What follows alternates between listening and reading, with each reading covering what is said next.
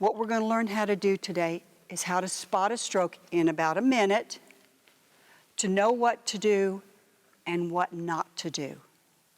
That's the deal. Here's the deal with stroke. Stroke happens all of a sudden. It's an abrupt onset, and that's going to trip your filter that says, wait a minute, they were fine 2 minutes ago, and now something's different. If there's changes all of a sudden, here's why. Most of the strokes that happen are called ischemic strokes. For your purposes, feel real free to use the term blockage stroke. It's where a blood vessel in the brain gets plugged up with a clot, a blood clot. It could have formed there, or it could have formed someplace else and a piece of it broke off, traveled, and it plugged it up. When it plugs it up, there's no more blood flow on the other side of that blockage. And what happens to brain cells when there's no more blood flow? They die, and they die very quickly. The whole point is to open that up. We can do that with treatment. But none of that starts until somebody recognizes it and calls for help. That's your job. That's all we want you to do. Does that make sense? So, most of the strokes that happen, the blockage strokes, 85 to 88% of the strokes, those can be treated with the clot buster drug TPA. Small percentage of strokes are the bleeding stroke, the hemorrhagic stroke. One hallmark sign, we just treat them very differently. Here's what we want you to know with them. The abrupt onset, and I'm going to have you repeat back to me. So if you would, please repeat very loudly so I can hear you, because if you don't, we're going to get to do it again. Just warning you. So we want people to remember this word, because it will remind you of the most common signs you can check in about 1 minute, and T is time to get help. That's it. Does that make sense? So this is the operative word. We want people to be fast. What's the operative word? Be fast. The reason we use be fast and that time is so important is this. Can you all see this? The tip of my finger, it's about the size of a pea. That represents about 12 minutes worth of brain that I'm putting at risk if I wait. It'll be okay. I'll go lay down. I'll get better. Well, if I go lay down, that's 12 minutes worth of brain. There's an hour's worth of brain that I've put at risk if I go and lay down and see if it'll go away. That's a lot of brain tissue to put at risk. That's why every minute matters. That's why we've got to get help right away. And that's what you all can do. So the first one in be fast is balance.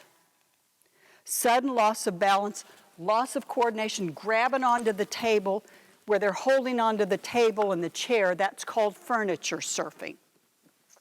My legs aren't working. I'm dizzy and my legs aren't tracking. Sudden loss of balance, loss of coordination. But here's your hallmark sign. If they can't stand up and take 3 or 4 steps by themselves, out of these signs, it only takes one to make a stroke. If it happens, who do you call for help? 911. How many in this room are willing to call 911? And I'm checking. Do I see every hand? Just checking. That's the answer. You can call anybody you want afterwards, but not till you've called 911. But here's what you need to expect. Expect pushback. No, I'm fine. No, don't, it'll be okay. My speech is slurred. I may not be able to use my arm the way it's supposed to. My legs aren't working, but I'm going to be fine. Remember the 12 minutes and the hour? That's a bad way to put that at risk. Does that make sense? That's why, what are you going to do anyway if they say, no, I'm fine? You're going to do what? What are you going to do? Call 911. That's it. End of discussion. And remember, it only takes one sign.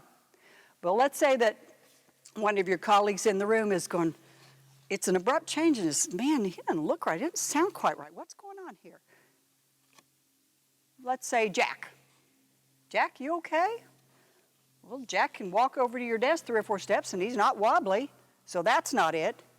You go to the next one, that's E for eyes.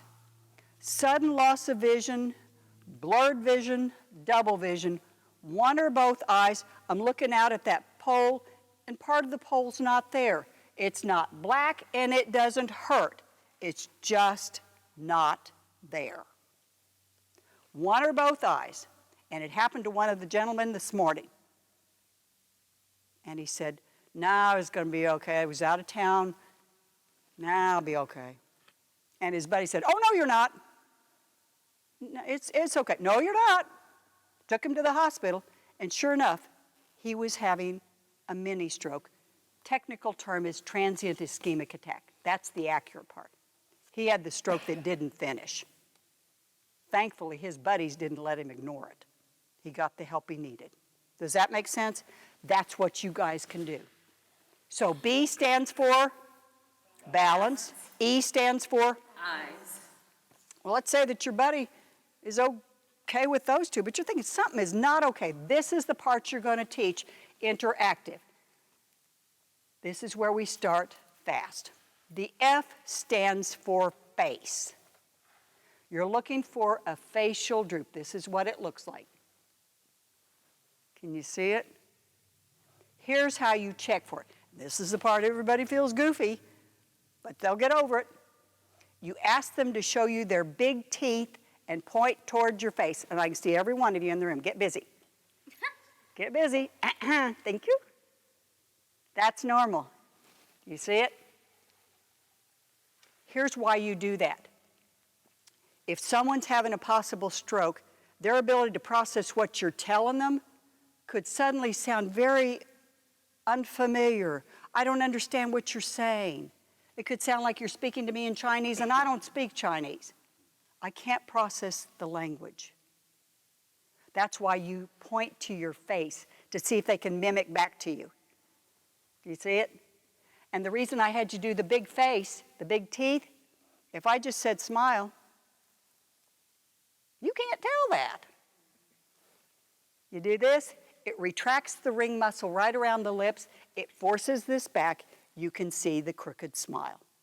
Does that make sense? Okay, so the first one is B, and it stands for? Balance. The E stands for? Eyes. Sudden loss of vision, one or both eyes. The F stands for? Face.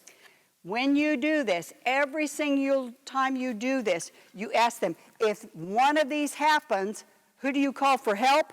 911. Every single time you teach a sign. Ask them, how many times does it take to make a stroke? How many? If it happens, who do you call? 911. You want to say that after every single one, because what you're having them do is repeat it. It's planting inside their head what I need to do.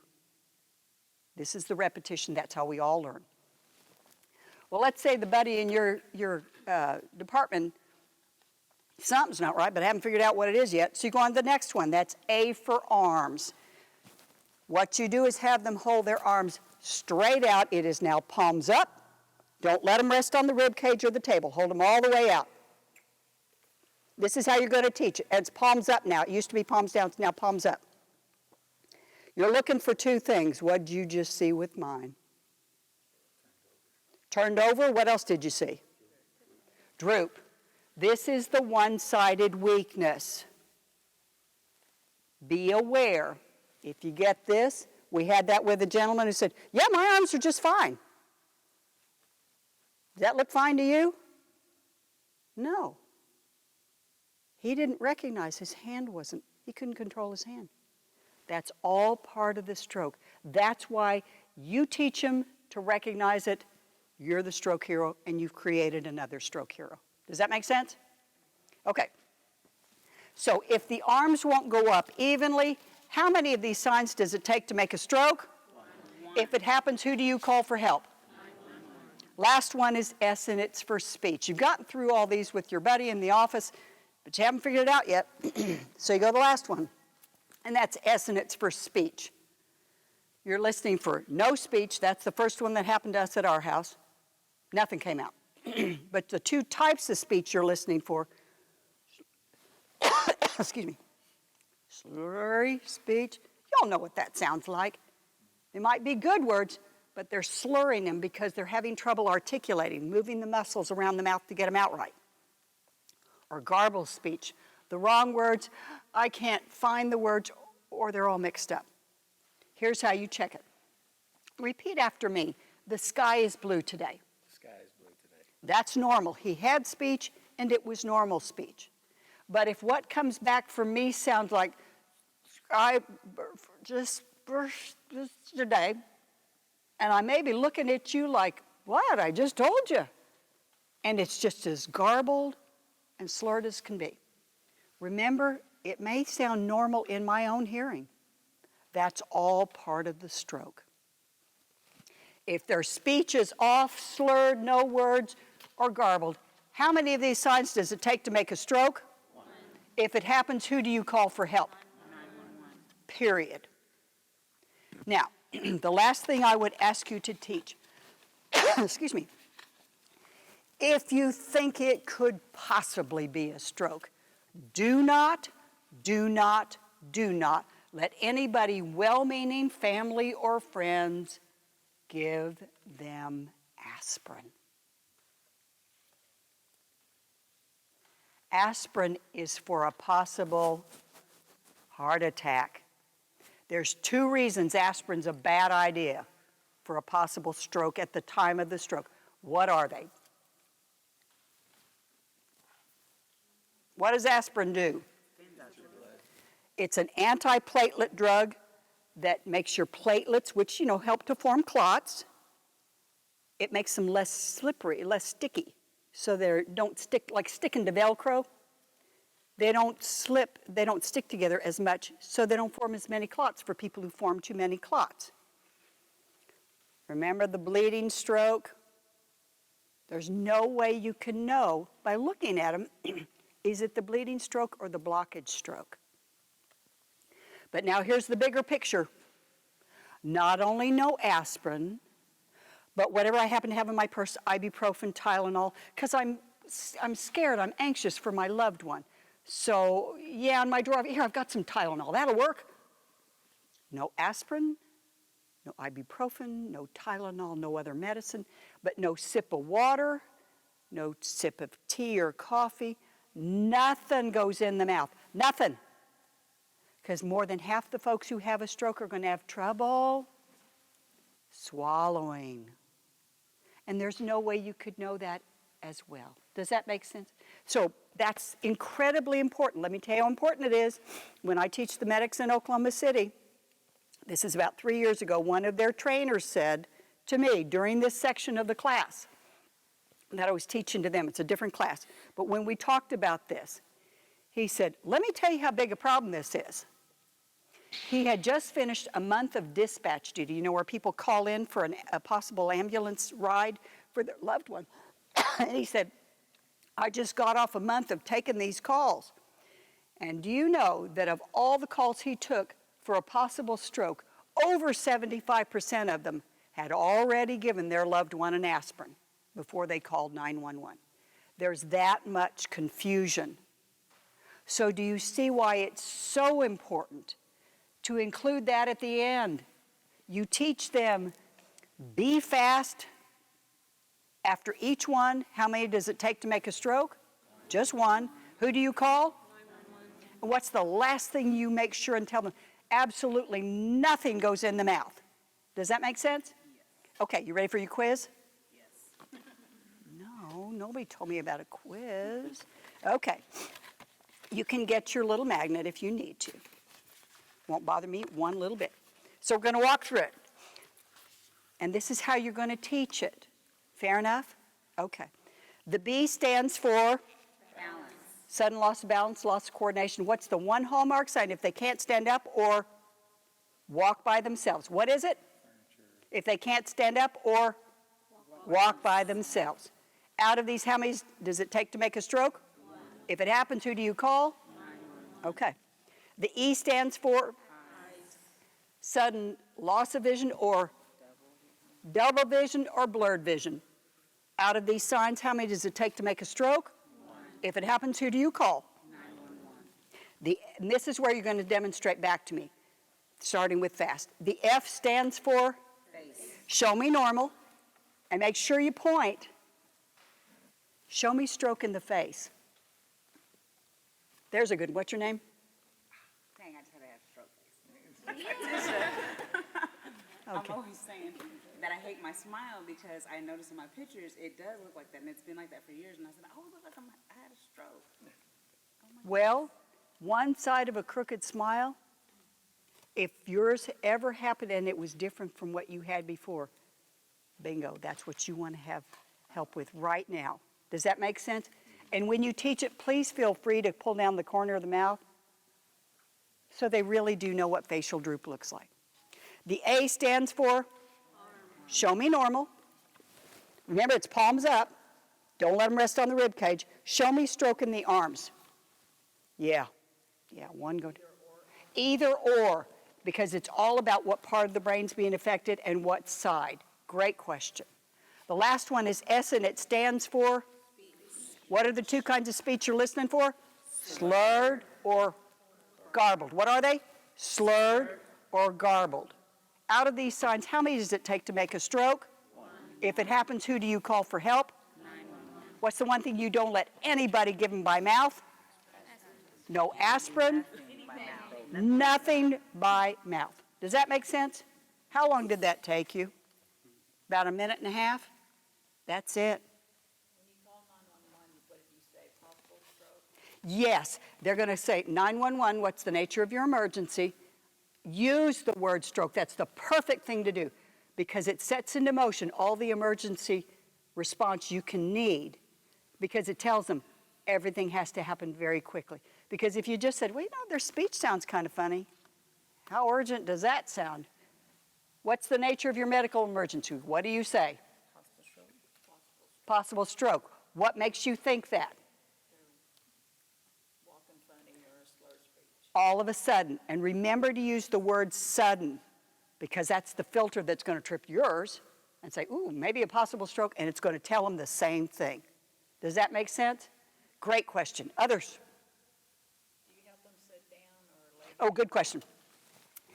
You don't want them standing up probably because if they suddenly develop one-sided weakness and their leg is affected, what's going to happen to them? They're going to fall. You don't necessarily need to have them lying down, but sitting up safely so they wouldn't fall over if they suddenly become weak on one side. Very smart question. Whenever I had mine, I was carrying something, and I just dropped. And I couldn't even pick myself up. You dropped? Uh-huh. Okay. Legs? My arm and then this leg.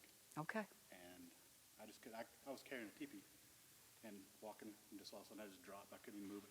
Couldn't do I anything. was leaning on it like this. I couldn't even pick myself up.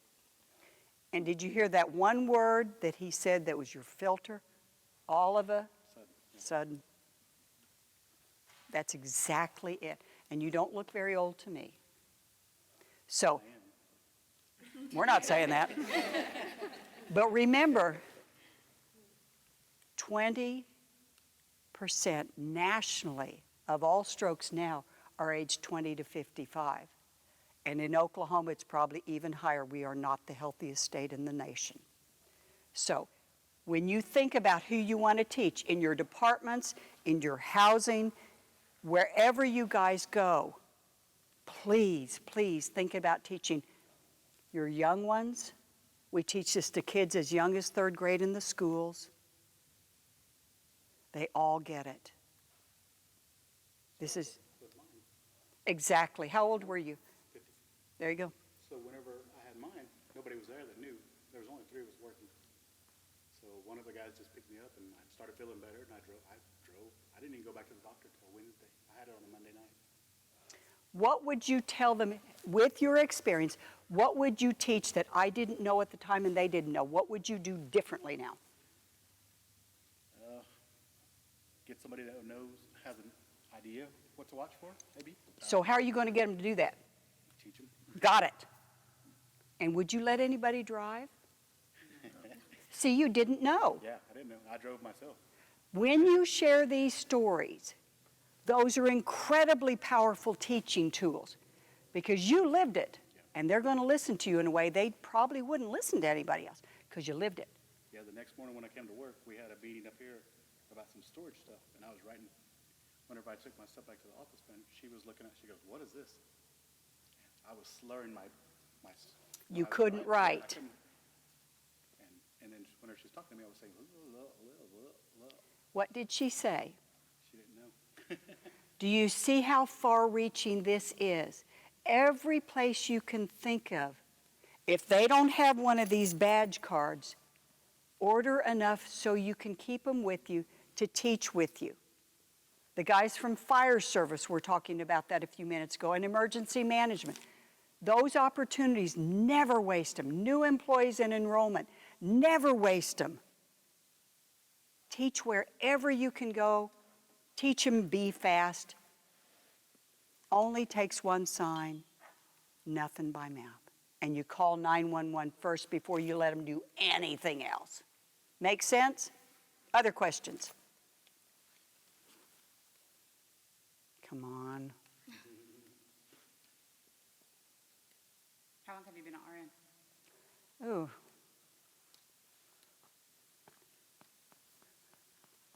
78, how much is this? Oh, that's almost 20. 40 or 40. Oh, 42 years? Well, 21 years ago. yes, so it's been just a little bit. Yeah, and I've been teaching stroke for 21. 21. Yeah. So at our house, we went down the stroke road 5 different times, and we lived with it for 11 years. So you bet you do a lot to prevent it. But if you ever have it happen, you sure want to know what to do and what not to do. Does that make sense? That's why. That's why. Here's your biggest risk factor you can modify to lower your risk for stroke. The number 1, 2, 3, 4, 5, 6, and 7 biggest one is get your blood pressure down. Get your blood pressure down. Even a small drop in your blood pressure translates to a big drop in your stroke risk. Big one. And on the back of these lovely little cards, all the other risk factors, the big ones. Blood pressure leads the pack, but so does diabetes, which is a huge concern in the Native American population. High cholesterol, the diabetes, of course, and then drug use. I understand from some of the other classes, meth is an issue out here, as it is everywhere. Meth can really shoot up your blood pressure. Meth can be related to a fair number of hemorrhagic strokes. So, Brother-in-law died from a stroke. from a hemorrhagic stroke, blockage. Yes. They ended up having to remove part of his skull. He lived like that for about a month, and then he died. Nobody wants these. Nobody wants these stories. So let's do all we can to prevent them. Yes, ma'am. Do they pass out, and do you have to do CPR maybe if they pass out? Not necessarily. In fact, not from a stroke. Now, there's one hallmark sign that we didn't talk about that's not on your badge card. But do you remember those bleeding strokes where a blood vessel in the brain has ruptured? It's bleeding into space where there isn't supposed to be any, so it's putting a lot of pressure on that brain, and the blood itself is very irritating to brain tissue. The hallmark sign that goes with that is the sudden, terrible, terrible headache. Worst headache of your whole life out of the clear blue. It's the, worst headache of their whole life. It's not like a sinus headache or a tension headache. It's an explosion in the head headache. The thunderclap headache, one lady described it as an ice pick to her brain. It's the worst headache of their whole life. They may go unresponsive on you. They may have projectile vomiting and then go unresponsive as well. May or may not. Does that make sense? Absolutely life-threatening emergency. We just treat them vastly different. We wouldn't give them the clot buster drug to someone who's already bleeding. Does that make sense? Very good. Very good question. Yes, ma'am. Okay, so Wayne, what's the difference between stroke and heart attack? Oh, big time. First of all, stroke happens in the brain. It happens in your command center. Even though the arm or the leg might be affected, it's happening here in the brain, in your computer, your body's computer, right here. Heart attack happens obviously in the heart.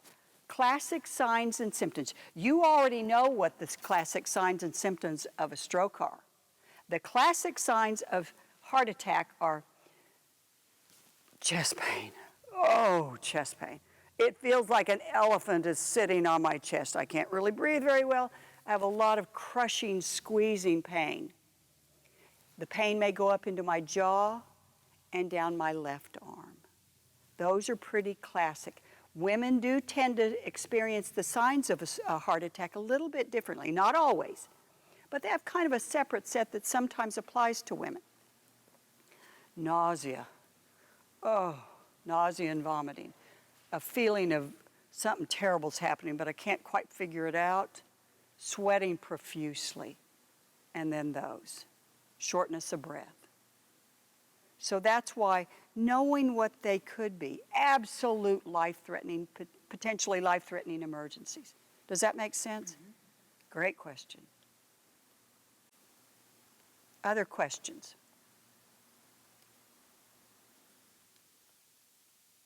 Okay, here's the deal. What I would ask is that when you leave, you tell Marshall how many of these little badge cards and magnets you need for any that you might teach. Because we're going to order them all at once, and we'll have them shipped directly to Marshall so we don't lose time.